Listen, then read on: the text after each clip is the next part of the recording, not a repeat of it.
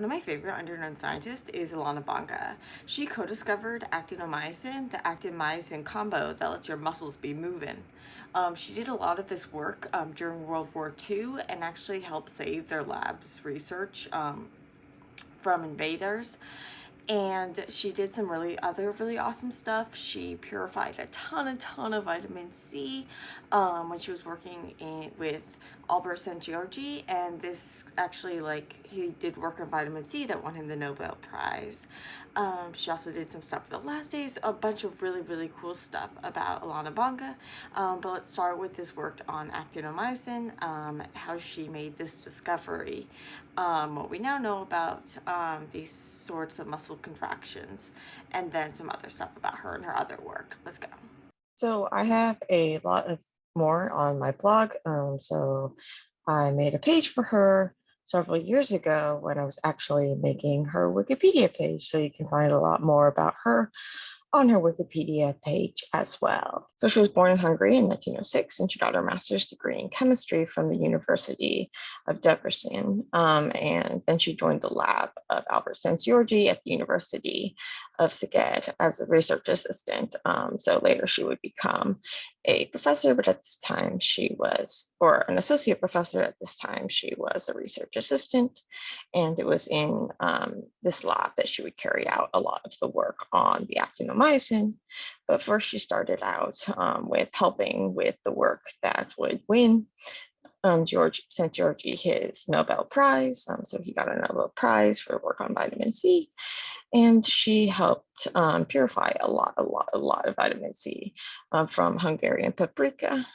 So the protocol involves 450 liters of paprika pulp, and all that gave her 3 kilograms of the stuff. And if you look on Amazon, you can now buy that for less than $60. So a lot of work. But really important because it led to this groundbreaking research on ascorbic acid for vitamin C. And then after this work, she turned to this, the lab's focus turned to studying muscle movement. And this is where Ilona's work came in on studying actinomyosin, so this actin-myosin combo that allows your muscles to move. So let's take a look at it. You might have heard of this sliding filament model of muscle contraction. Basically, your muscles are made up of a variety of different proteins, and you have these long strands of this protein called myosin, and then you have this protein called actin. That's kind of, you have these strands that are held together at one end. What happens is that when your muscles contract, the myosin, what happens is the myosin, it binds to the actin through these little like heads. And then when you add ATP, the actin actually hydrolyzes the ATP, so it splits it into ATP and phosphate. And this power, so as we talked about, ATP can provide energy when you break those bonds, because those bonds are like high energy. It's like clamping a spring together, release them, and you get energy back. This energy in the case of this myosin is being used to help drive a conformational change or a shape shift. So the myosin head is going to change its shape, and this is going to cause it to let go from the actin. Now the muscles can contract, and so when these are going to get closer together, these actin bands are going to get closer together, and when the myosin then rebinds, now you are going to have those be like stuck closer together, and you can keep doing this over and over and get those muscles the bands getting closer and closer. So we now know too that it's controlled in part by calcium and this protein complex is troponin. So basically what happens is this allows it to connect to the nervous system. So to have like electrical impulses cause the release of calcium, and this alters the positioning of this troponin complex, because the complex binds calcium and then moves. This will then expose myosin binding sites. And so in this way, the release of calcium, which can be triggered by the electrical impulse from like your nerve cells, this can then cause the calcium and then connect this to the binding and unbinding of the myosin. What Banga was studying was this ATP part. And how she discovered it was actually pretty cool. So when Szent-Györgyi started working on this project, there was already some things known about myosin, but there wasn't some things known about the actin part of it. So people have found, more specifically, Melissa Lejunova and her husband Vladimir Engelhardt had found that the myosin had this ATPase activity. So it was able to split ATP to get ADP and phosphate. And so Ilona was tasked with helping both first to recreate this experiment, make sure it was reproducible in their lab, and then to further examine it and try to get it to happen and measure this, get things to happen inside of like a test tube as opposed to actually in the muscles. And so to do this, she was going to need a lot of this myosin to study. And so she looked in at, she did a lot of trying to purify out this myosin. And the way that she would do this, which she would take muscle, like minced rabbit muscles, and she would put it in salt water, so like saline. And she'd give it some time, so typically 20 minutes. And then what she would do is she would spin it down really fast, so centrifuge it, and this would pellet out the insoluble stuff. So anything that's not soluble in that salt water is going to get spun down and precipitate out. And this will come into play later because when you do this, the actin, if it's just like free actin, it's going to be insoluble in this high salt solution and it's going to pellet out. But the myosin is going to stay soluble, and therefore you have your myosin in this liquid layer, and then the other stuff is going to be in your solid layer.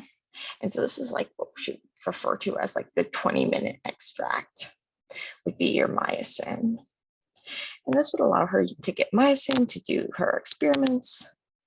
And this is how she normally did things. But one time, she left it overnight because there was a meeting to go to. What happened was that when she came back, it was all goopy, so it was really viscous. And there are ways you can measure viscosity, so like the scoopiness. This is what we see on the y-axis. And so basically, she came back, and this like 24-hour extract is going to be super duper goopy. So it's super duper goopy. The 20-minute is nice and thin. So what was happening?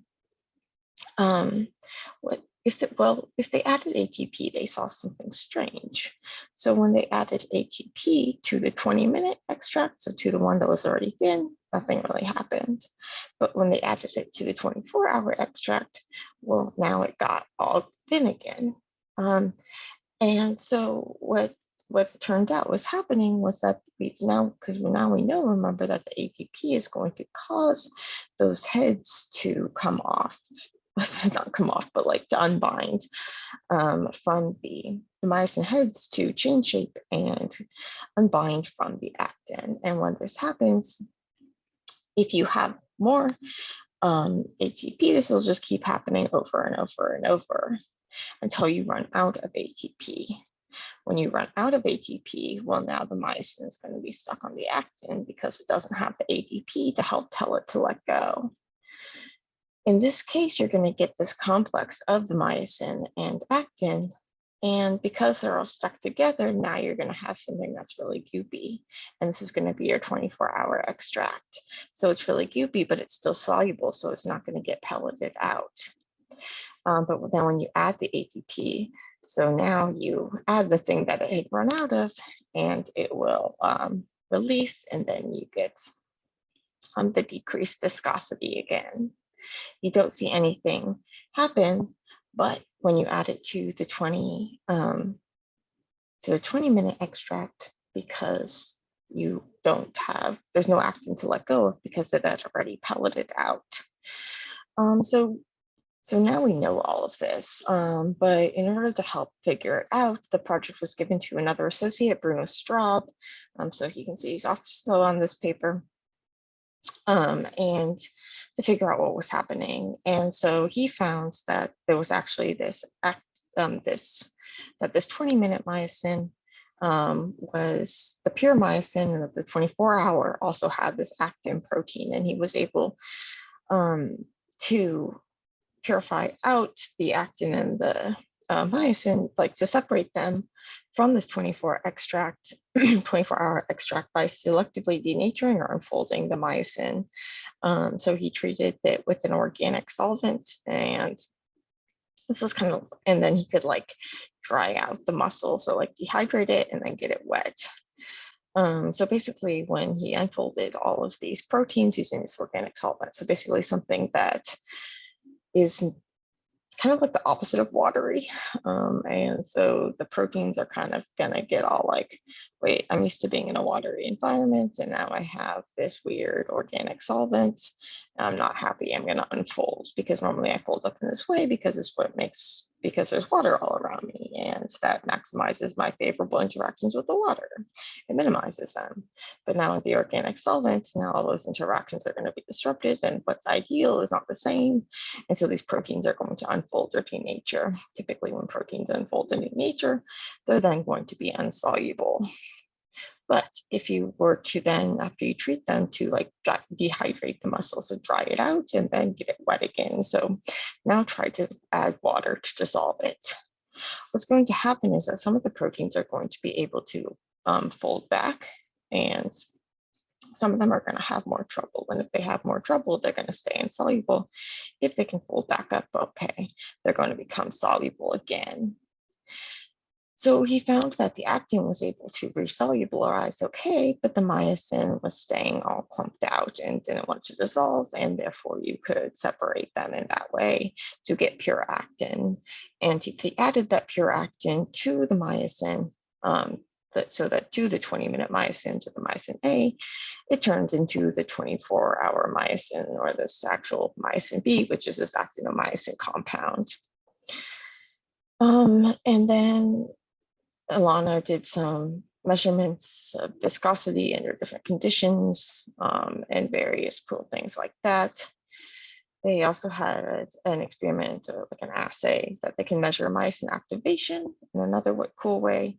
So they could take threads of this actinomyosin, so this actin-myosin combo, and add ATP, and it would contract. And they could do this like in a tube and stuff. And so, or like in solution, whatever, but outside of the body, outside of actual muscle tissue. And this was the first time that a protein system taken from muscle was shown to be able to mechanistically react to ATP with like mechanical changes. And this was the first time that this had been shown like outside of actual like muscle tissue. And so it's really, really cool. You could see this like actual contraction of things outside of muscle. So biochemistry is really, it's happening inside of us, but we can also, when you can actually like see it outside of us, that's really, really cool and really exciting. So as I mentioned before, one of the really amazing things about this work was that it was actually being carried out in Hungary, in occupied Hungary during World War II. So towards the end of the war, when the German troops were leaving and the Soviet troops were arriving, there were also risks of like these and various things. So she posted notes on the lab door in German, Russian, and Hungarian of the door of their chemistry institute, saying that they were researching infectious things and providing sample drop-off hours for infectious materials. And this scared away anybody who wanted to take their equipment, and their Institute for Medicinal Chemistry remained intact without having their facilities or equipment damaged. After the war, since Georgie left for the US, and Banga stayed, and she took a new position, chief of the chemical laboratory of the first Institute of Pathological Anatomy in Budapest. She also took on a new research partner, the pathologist Joseph Ballo, and she actually married and worked closely with him until he died in 1979. They did a lot of work on trying to figure out what causes degradation of like the elastin fibers holding together the walls of your veins. So they found that there was this enzyme that was made by the pancreas that they named elastase that could actually degrade it.